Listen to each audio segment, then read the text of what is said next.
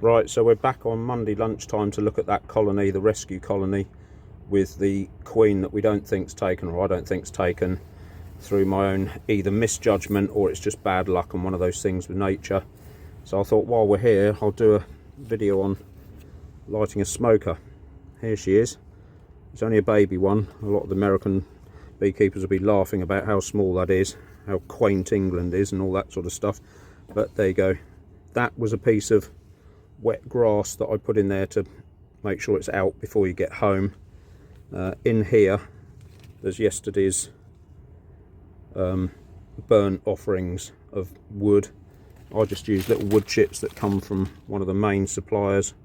You can use wood pellets, wood anything really, but you want something that's dry and not sort of damp, obviously, to make it easier to light, and also you don't want to be blowing damp smoke. It just keeps going out and it's just a pain. So get yourself some dry chips from anywhere really, and then keep them in the airing cupboard or in a warm cupboard somewhere at home, just to make sure that they're easy to light.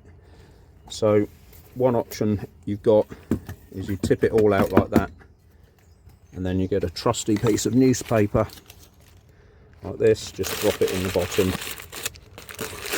like that, and then you know, you need a long reach match to light it, and then you put your fuel on top, and that's one way of doing it. There are a lot of people that will be squealing now. The extreme Puritan brigade will be saying, well, you know, all that ink and whatnot's going to burn off onto the thing, and then you're going to blow it in the bee's face and all the rest of it. But, you know, need a bit of sense of precaution sometimes. Sorry, I just hit the frame there. And the other option you've got, if you don't want to do that, is egg cartons, because they're cardboard and no ink or anything on the top of them. So we'll try a bit of that as well. Just rip some bits off. There we go. And there you go. Lots of nice little bits of that. And then you get your long reach match and you try and light it in there, and then chuck your fuel on top. But you know, most of the time you're in a rush, and especially with somebody like me, I just can't be bothered with all that. It's probably the polite way of putting it. So I like to use the tried and tested Grylls method of lighting a smoker, which seems to work perfectly well on every single occasion that I've used it. Here it is. Turn this dial.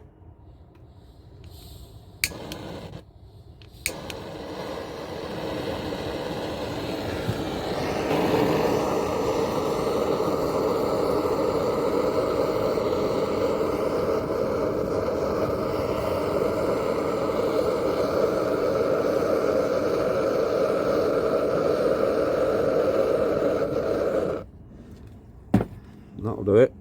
Put some wood on top.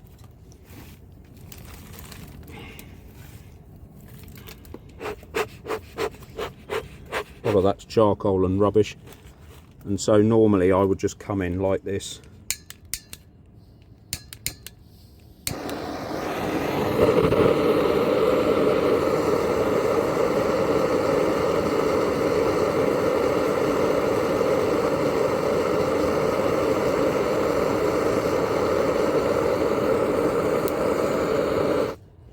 Right,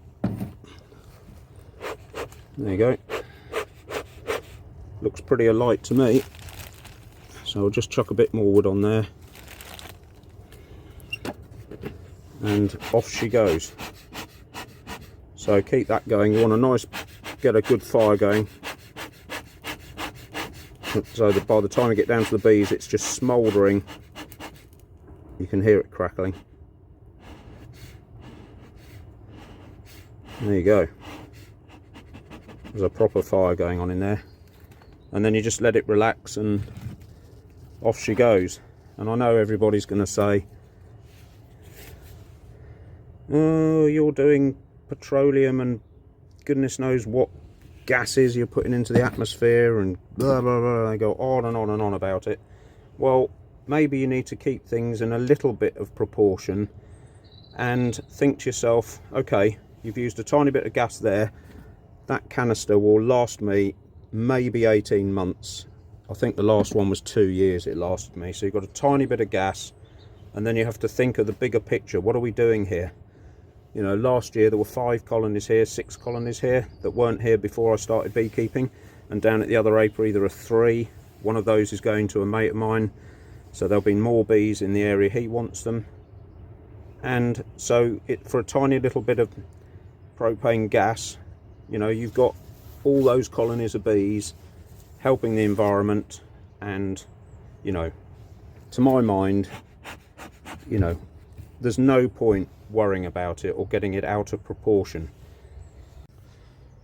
So while we're on the topic of this thing, and you know what's in this gas, this stuff, I mean, everybody's going on about, you know, how damaging it is, and you know, it must be, for it to be such an overwhelming issue and everybody to be up in arms about the significance of that gas that everybody's concerned about.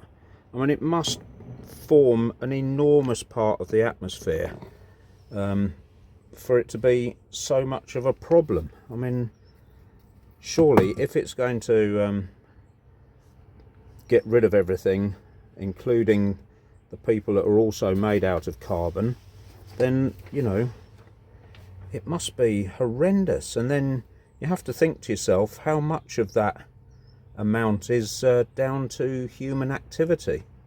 Well, the current research is 3% of that. So you really need to consider or get things in proportion, because if you do the maths on that, it's 0.0012. So how much of an actual problem is this thing? And then another thing is, you know, I was always taught that fossil fuels like this one, and everybody else who's getting knickers in a twist about that stuff, I was always taught that fossil fuels were made from little tiny insects and little tiny bits of foliage and all sorts of bits, all compressed old animals and bits and bobs that have all died and broken down into over millions and millions of years. This is the age-old thing, isn't it? Oh, everything happened over millions and millions of years. So if my concern, or my intrigue if you like, about this stuff is that it's a fossil fuel, but if you break down that stuff as it comes out of the ground into its component parts, this is what you get. You can take a screenshot if you like. So you get that stuff that we've just used a tiny little bit of to look after some bees and light a smoker fuel thing. You get all those things. This chemical here makes plastic. So my thing is, if that was all old, I don't know, insects and creatures and dinosaurs from millions and millions and millions of years ago, which part of the dinosaur was plastic in the first place for you to be able to then split it into those bits? I mean, which bit was it? Was it its teeth? Which was it? Its toenails? Was it its skin? I mean, all these constituent parts when you distill it, and that one you get plastic from. Or is it me, or is it, as my teachers used to say at school, you're thick, boy?